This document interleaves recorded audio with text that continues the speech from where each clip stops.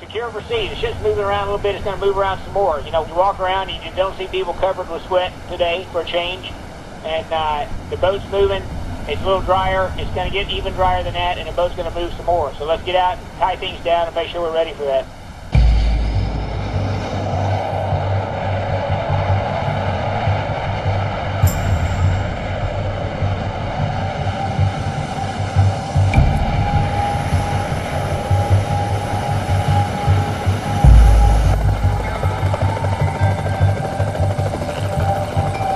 We're heading down to Australia.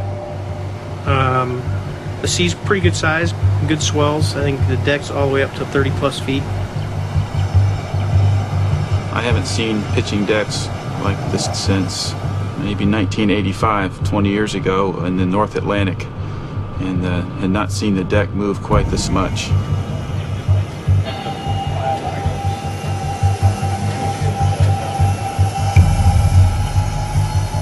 You would think that 5 months into cruise that we would be pretty proficient. I think we are, but you know, here we're out doing pitching deck. Do I agree with it or disagree? It's not for me to say.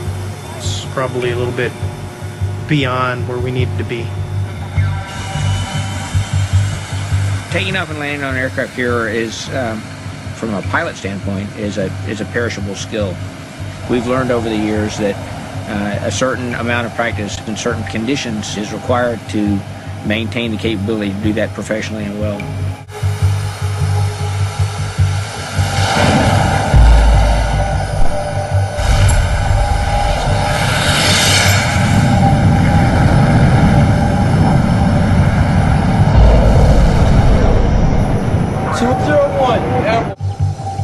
This is absolutely more dangerous than it was actually flying missions in the Gulf. Go get him. We got lucky in the Gulf. The seas are pretty calm.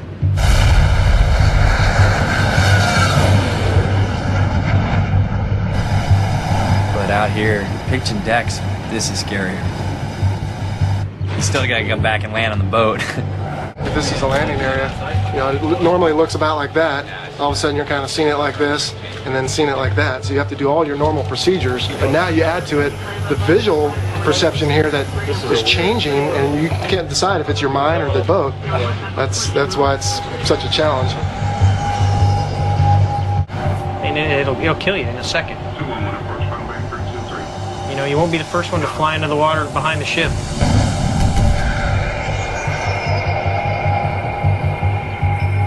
Or to hit the back of the ship, or miss the whole landing area, or do a long bolter and end up in the water. It's a dangerous job.